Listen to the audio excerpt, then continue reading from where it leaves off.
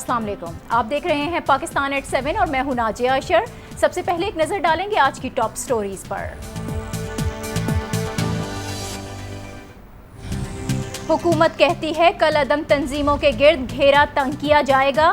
Passport और शनाख्ती card मंसूख किए जाएंगे। ना मोबाइल सिम मिलेगी, ना ही बैंक अकाउंट खुलवा सकेंगे।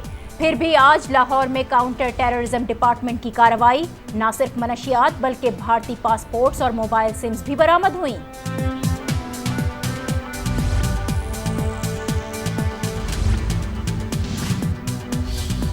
दहशतगर्दों के खिलाफ लड़ाई आखिरी मराहिल में दाखिल, लेकिन कामयाबी का दावा तभी दुरुस्त माना जाएगा जब सहूलतकारों का भी पूरी तरह खात्मा किया जाएगा। और पाक अमरीका स्ट्रेटेजिक मुज़ाकरात, जौहरी हथियारों में कमी और F-16 के मामले पर सबकी नजरें। पाकिस्तान को अच्छी उम्मीद, भारत को परेशानी, अमरीका किसको खुश करेगा?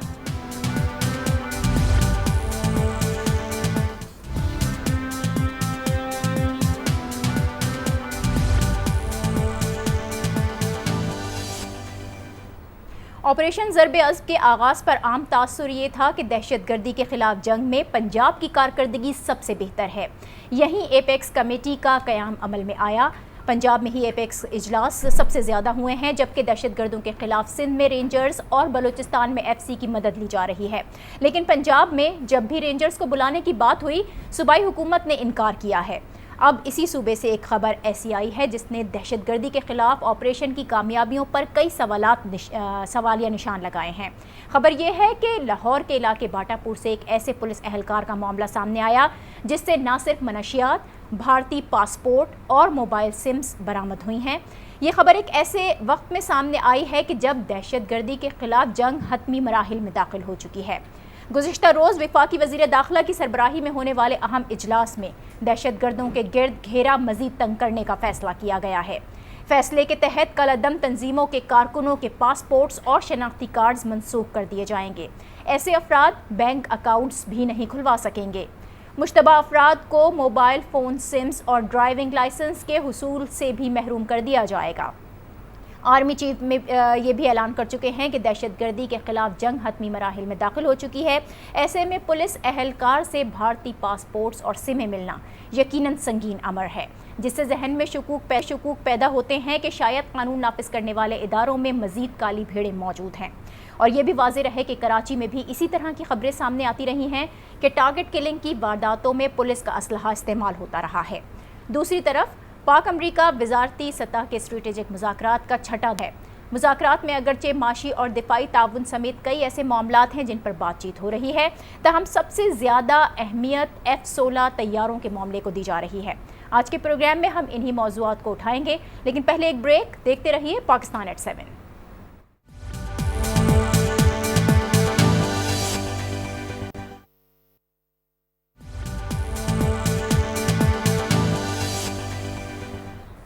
Welcome back. पंजाब में पुलिस एहलकार के घर से मोबाइल सिमें और भारतीय पासपोर्ट्स मिलना, इसके अलावा जो दहशतगर्दी के खदशात हैं, इस पर हम बात करेंगे। लाहौर स्टूडियोज़ से हमें ज्वाइन कर रहे हैं तर्जुमान पंजाब हुकूमत ज़ईम कादरी साहब, और हमारे साथ दिफाई तज्ज़ियाकार शाहिद लतीफ़ साहब भी मौजूद होंगे। ज़ईम कादरी साहब, पंजाब हुकूमत दहशतगर्दी के खिलाफ जंग में कामयाबी के जो बड़े बड़े दावे करती रही है, ऐसे में लाहौर से एक ऐसा पुलिस एहलकार सामने आता है जो भारतीय पासपोर्ट्स रखता है और उसके पास से मोबाइल सिम्स भी बरामद होती हैं। कितना हसास मामला है ये, और क्या ये आपके दावों की नफ़ी नहीं करता? बिस्मिल्लाहिर्रहमानिर्रहीम। देखें, ये वाक़तन एक बहुत हसास मामला है, लेकिन उस शख्स का पकड़ा जाना भी यकीनन इदारों की अहलियत साबित करता है। हमने पिछले एक बरस में अल्लाह के फजल से दहशतगर्दी की जंग में बेबहा कामयाबियाँ हासिल की हैं, जिसमें तमाम पंजाब में हमने बाकायदा कोमिंग ऑपरेशंस किए हैं, और उसके बाद कहीं भी अगर ये हमें शायबा भी हुआ कि यहाँ पर कोई दहशतगर्द तंजीम पनप रही है तो उसके खिलाफ सख्त एक्शन लिया। आपको मुजफ्फरगढ़ का वाक़या भी याद होगा। हमने पंजाब में 13,500 के करीब मदारिस को बाकायदा उनकी जियो टैगिंग की, और वहाँ पर तमाम तालिब इल्मों के जो है वो फिंगरप्रिंट्स लेकर हमने वेरीफाई किया कि उनका ताल्लुक़ किस जगह से और किस इलाके से है, और जो लोग वहाँ पे बिलोंग नहीं करते थे उनको वापस भेजा गया। पंजाब ने सिलेबस की तब्दीली के लिए एक बहुत बड़ा काम किया और 4 दर्जों पर यानी कि मिडिल, प्राइमरी, सेकेंडरी, हर सेकेंडरी पर बाकायदा कैटेगोरिकली सिलेबस हमने जारी किया, जिसमें टेररिज्म, फ़िरका परस्ती और दीगर मामलात के बारे में खोल कर बात की गई और इसको निगेट किया गया। CTD का महकमा इस बात की बयन दलील है कि पंजाब वो सूबा है जो सबसे ज़्यादा सीरियस था और हमने अपने रिसोर्स से एक ऐसी फोर्स खड़ी की जो इन्वेस्टिगेशन, ऑपरेशन और सर्वेलेंस का तमाम काम दहशतगर्दी के हवाले से कर रही है। हमने 5 मेजर एक्ट्स में तब्दीली की जिससे यकीनन बहुत फ़ायदा हुआ, जिसमें फ़िरका परस्ती को यकीनन बहुत जो है वो गिज़न पहुंची।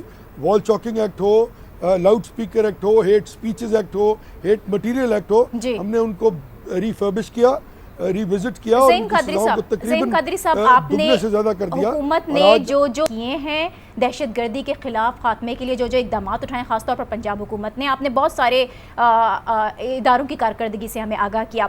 शाहिद लतीफ़ साहब, आप कहिएगा कि हसास मामला है, ज़हीम कादरी साहब इस बात को मानते हैं कि ये हसास मामला है, नेशनल एक्शन प्लान जिस पर अमल करना चाहिए था, बहुत सारे निकात पर अमल नहीं हो सका है और फिर आज लाहौर में जो वाक़या सामने आया, एक पुलिस एहलकार के घर से भारतीय पासपोर्ट्स मिलते हैं, सिमें मिलती हैं, दहशतगर्दी के खिलाफ ऑपरेशन की कामयाबियों के जो दावे किए जा रहे हैं, किस हद तक असरअंदाज होते हैं इस तरह के वाक़यात?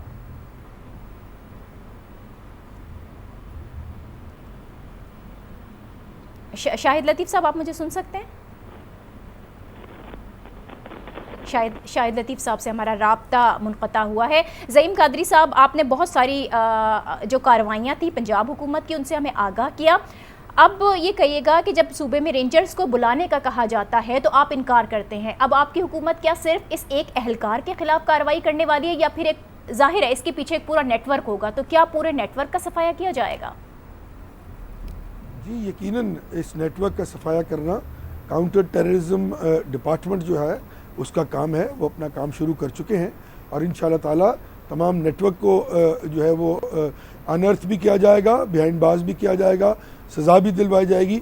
जहाँ तक रेंजर्स का ताल्लुक है तो हमने कभी ये नहीं कहा कि रेंजर्स जो हैं वो जो हमारी को खुदा न खास्ता कोई प्रॉब्लम है। आप याद कीजिए, एक बारहा रेंजर्स को बुलाया गया आशूरा के दिनों में, सैलाब के दिनों में, अगर कोई प्रॉब्लम हो तो यकीनन। लेकिन जब हमारा CTD का महकमा काम कर रहा है और बड़ा इफेक्टिवली काम कर रहा है और उसकी डिलीवरेंस अल्लाह के फल से बाकी तीनों सूबों में होने वाली एप्लीकेशन से बहुत ज़्यादा है, तो ज़रूरत पड़ी तो कोई ऐसी ज़िद नहीं है। अगर ज़रूरत पड़ी तो बिल्कुल रेंजर्स को बुलाया जाएगा। जैसा कि आपको याद है वो ट्राई बॉर्डर एरिया जो है रहीम यार खान का, जहाँ कुछ गैंग्स हैं डाकुओं के जिनके पास बड़ा जदीद असला है, तो इंशाल्लाह बड़ी जल्द आप देखेंगे कि हम उनको कन्फ्रंट करेंगे और रेंजर्स उसमें शामिल होंगे इंशाल्लाह। आपसे हमारा राब्ता हुआ है। शाहिद लतीफ़ साहब, आप कादरी को वो ये कहते हैं कि जो सिक्योरिटी का महकमा है बहुत एफिशिएंटली काम कर रहा है और अगर ज़रूरत पड़ती है तो रेंजर्स को बुलाया जा सकता है। आज जो ये वाक़या पेश आया लाहौर में, एक पुलिस एहलकार के घर से भारतीय पासपोर्ट्स और सिमें मिली हैं, दहशतगर्दी के ख़िलाफ़ ऑपरेशन की जो कामयाबी के दावे हैं, उस पर इस तरह के वाक़यात कितने असरअंदाज होते हैं? देखिए, बात यह है कि एपेक्स कमेटी की जो मीटिंग्स हुई हैं उसमें साफ तौर पर इसकी वजाहत की गई है कि पंजाब में भी रेंजर्स को लगाया जाना चाहिए ऑपरेशंस के लिए जी। और ये बात समझ से बालातर है कि रेंजर्स को बुलाने में हर्ज क्या है। यानी बार बार ये कहा जाता है कि जी पंजाब में पुलिस ऑपरेशंस करेगी या पुलिस ऑपरेशंस कर रही है, उसमें कुछ आदाद व शुमार भी दिए जाते हैं। क्या इसमें कोई हर्ज है कि अगर रेंजर्स एपेक्स कमेटी बजाते खुद उसमें प्रॉपर रिप्रेजेंटेशन है सबकी, और अगर एपेक्स कमेटी में ये महसूस किया जा रहा है कि पंजाब में भी रेंजर्स का ऑपरेशन, खासकर साउथ पंजाब में, हम सबको मालूम है कि वहाँ दहशतगर्दों के ठिकाने हैं और आज तक वहाँ कोई ऑपरेशन नहीं हुआ, तो क्या हम इस चीज़ का इंतजार कर रहे हैं कि वहाँ से जो है एक इसकी लहर आए जो कराची में और सिंध में हुआ, तो फिर हम मोबिलाइज होंगे। मैं ये समझता हूँ कि रेंजर्स, चूंकि एपेक्स कमेटी में भी ये बात डिस्कस की गई है, रेंजर्स के ऑपरेशन एक जो है पंजाब में करवाए जाने चाहिए। जहाँ जहाँ ठिकाने हैं उन ठिकानों तक पहुँचकर दहशतगर्दों को पकड़ा जाना चाहिए और तब ये जो पंजाब की फिजा है इसको हम महफूज कर सकेंगे। शाहिद लतीफ़ तो ये साहब, आप जिस तरह से आपने बताया कि हमने भी जानते हैं सब इस बात को कि एपेक्स कमेटी की जानिब से ये सिफारिशात भी की गई और कहा गया है कि रेंजर्स को लाया जाए जहाँ पर ज़रूरत हो, लेकिन उसके बावजूद रेंजर्स को पंजाब में तैनात ना किया जाना इंतज़ामी मामला लगता है या सियासी मसले मसाइल हैं इसके अंदर? ये तो जी पंजाब की हुकूमत जो है वो इसका जवाब दे। मैंने तो कह दिया कि रेंजर्स जो हैं अगर उनको सिंध की हुकूमत ने बुलवाया था क्योंकि सिंध के हालात खराब हो गए थे, तो क्या हम उस वक्त का इंतजार कर रहे हैं? एपेक्स कमेटी का तो काम यही है ना कि वो अपनी सिफारिशात दे। जैसे मैंने कहा कि एपेक्स कमेटी में जो लोग बैठे हैं वो बाकायदा रिप्रेजेंटेटिव हैं, उनकी बात हमें सुननी भी चाहिए और पंजाब को प्रोविंस के तौर पर एपेक्स कमेटी की जो सिफारिशात हैं उन पर अमल भी करना चाहिए। अब वो सिफारिशात ही कर सकते हैं, जहाँ तक अथॉरिटी है वो तो पंजाब हुकूमत के पास है। तो पंजाब हुकूमत ये किस बात का इंतजार कर रही है? और जैसे मैंने कहा कि अगर रेंजर्स आके ऑपरेशन करेंगे और जो ठिकाने हैं जिनका हमें इल्म है पंजाब हुकूमत में, राना सनाउल्लाह साहब जो हैं, जब हम आज से साल पहले ऑपरेशन करने जा रहे थे तो उन्होंने खुद कहा था कि साउथ पंजाब में जो ठिकाने हैं वो हमारे इल्म में हैं। जी, वो उनके इल्म में, लेकिन उसके बावजूद उस पर कार्रवाई नहीं की गई। कमेटी की जो सिफारिशात हैं उन पर अमल नहीं किया गया। अब सवाल ये उठता है कि दहशतगर्दी के खिलाफ जो जंग है उसमें कामयाबी के लिए बहुत ज़रूरी है कि सहूलतकारों का भी खात्मा हो। इसके अलावा पाक अमेरिका स्ट्रेटेजिक मुज़ाकरात पर भी हम बात करेंगे, लेकिन यहाँ पर वक्त हुआ एक ब्रेक का। हमारे साथ रहिए।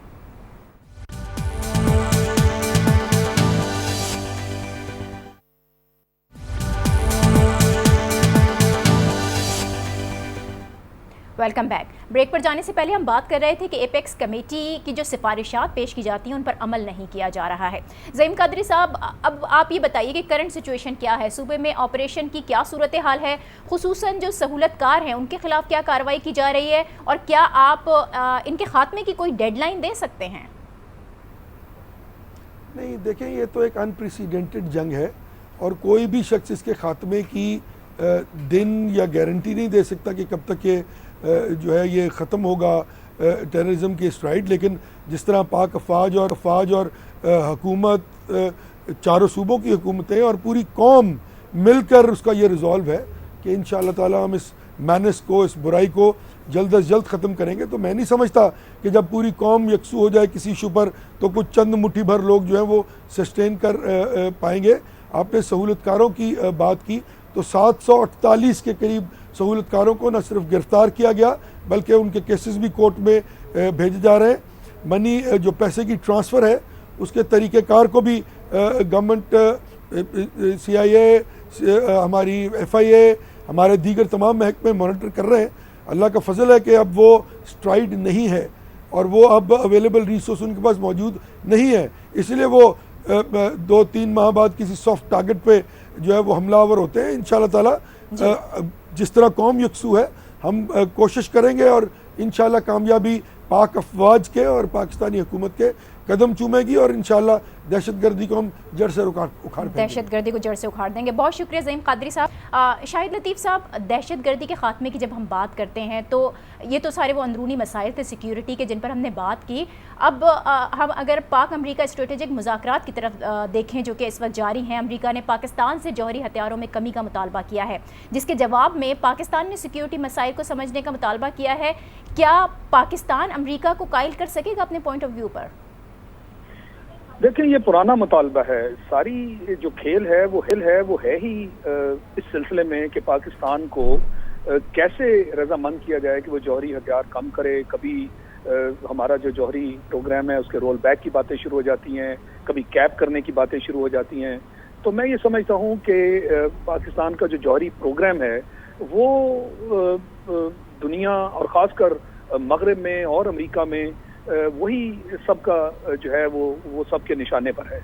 और ये हमें बड़ी एहतियात से काम लेना होगा कि हम किसी ऐसे जाल में न फंसें कि जिसके तहत हमारे जो जौहरी हथियार हैं उसके बारे में कोई सौदेबाजी करने का मौका आ जाए। तो जौहरी हथियारों के अलावा शाहिद लतीफ़ साहब, इन मुज़ाकरात के दौरान जो सबसे ज़्यादा बात हो रही है वो F-16 तैयारों के हवाले से भी की जा रही है। आखिर अगर पाकिस्तान को F-16 तैयारों की फराहमी कर दी जाती है तो भारत को इतना एतराज़ क्यों है?